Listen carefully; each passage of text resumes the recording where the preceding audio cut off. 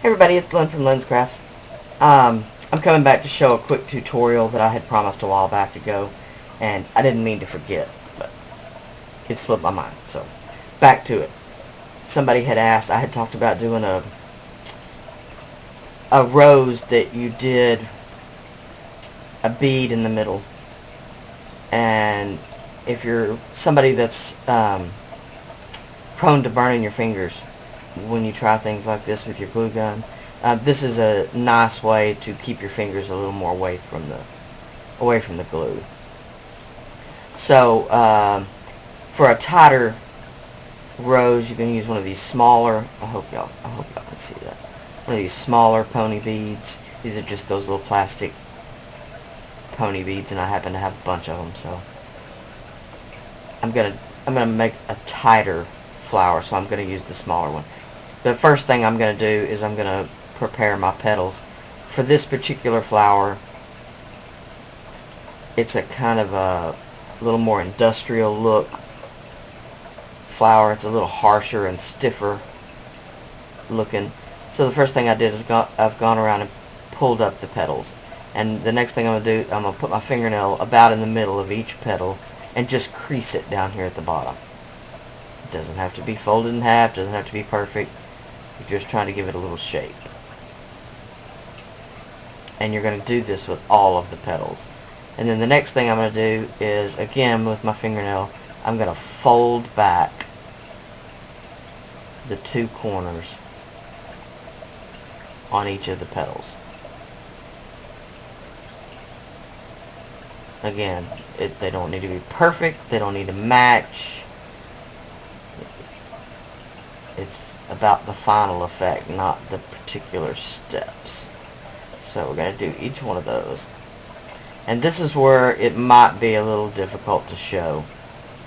I'm going to put my fingernail 1/8 of an inch ish from the edge of the petal, and then with my other fingernail, and I say fingernail, I don't have fingernails on my thumbs hardly at all. You're just going to mash in. Again, doesn't have to be perfect. Fold my corner backs. It's just going to give a crinkle to the edge of the flower. And this is a little bit stiffer cardstock. This is that GCP Studios Valentine pack that I have no idea what it's called. I'm sorry, I completely told a story. It's my mind's eye, and it's the Lucky in Love. I just got this from Beth. So now, as you can see, what the petal looks like when you're done. So I'm gonna pause the camera and just do that to my other. This particular one, I'm gonna do a 5 petal, where I normally do a 4 petal. So, okay. And now that I said that about the 1/8 of an inch, put your thumb a little more of a 1/4 of an inch down. Gives a little bit better V. I'm just so used to doing it without thinking about it. Okay, now we're going to choose one to be our center and glue the bead down. Sorry about that, my glue gun cord was hung under my jewelry bag down there. So, glue the bead down in the relatively the center. And just like with the other rose tutorial that I did, you're going to want to overlap the petals in a particular kind of an order. So we're going to glue the first one down.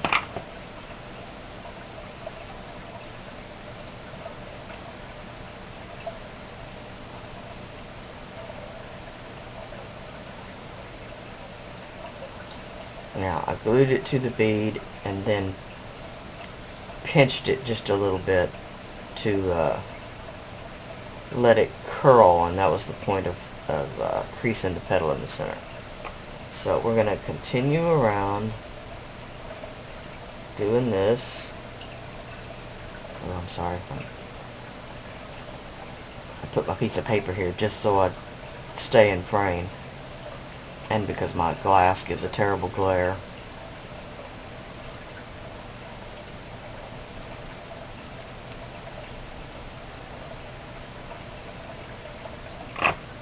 Holding my glue gun does not help. There we go.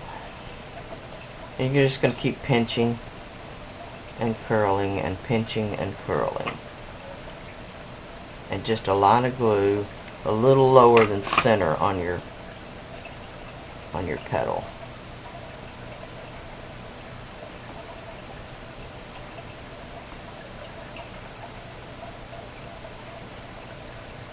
Now this paper happens to be double-sided,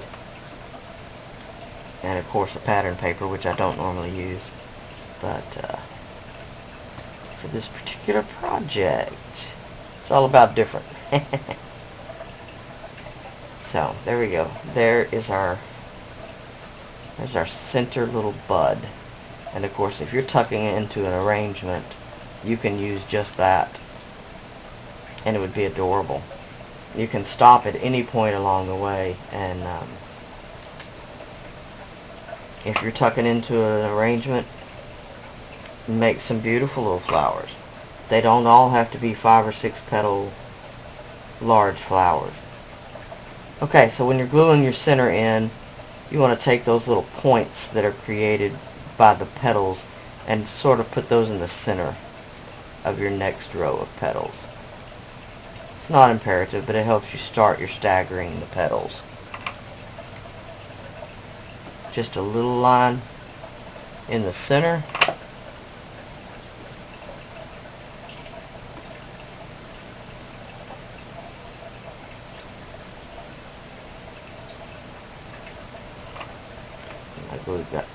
My glue dried before. I'm sorry, cooled.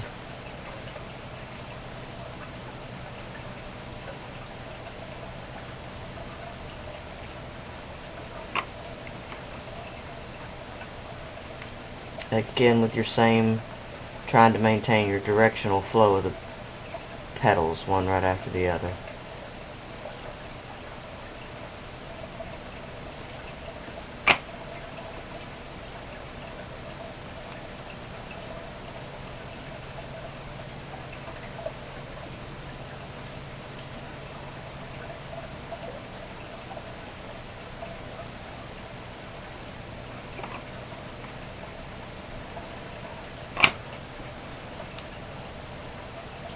These are probably the most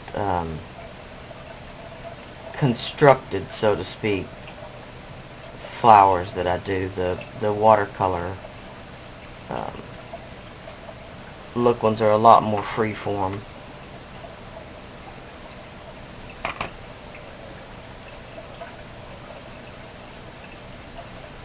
Now, as soon as this glue cools just the least little bit, then you can fold your petals out just a little bit. This close in, you still want to maintain that bud type look.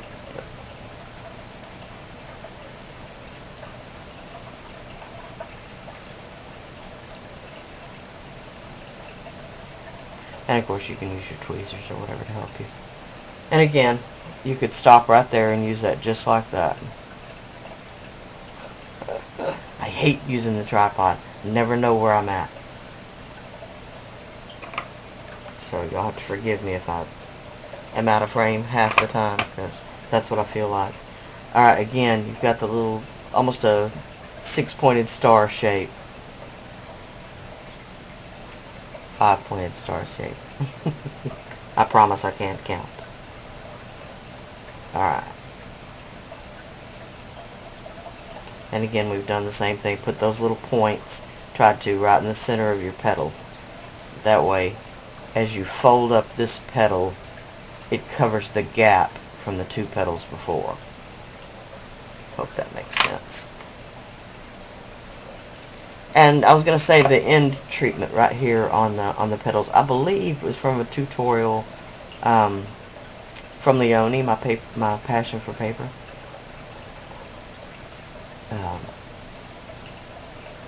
My paper passion. But I watched it so long ago, I can't swear to that. It was either that or one from, maybe JJ Showers. Oh, I haven't seen a video from her in so long.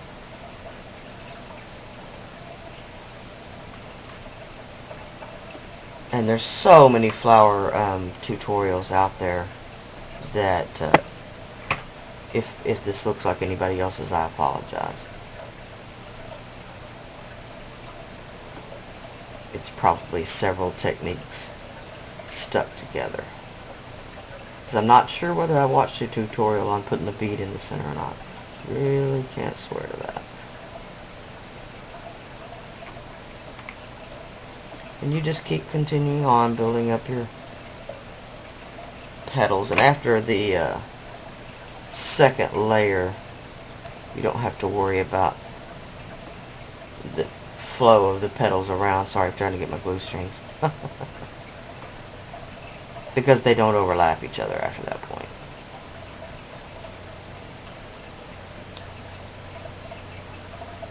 Alright. Wow, this is some heavy paper. I'm used to using this Georgia Pacific, and it's 110 pound cardstock, but this is a little bit heavier. So there we go. Really cute.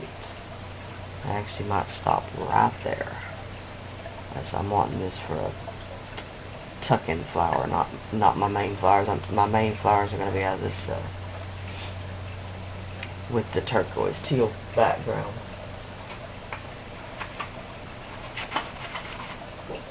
So right here,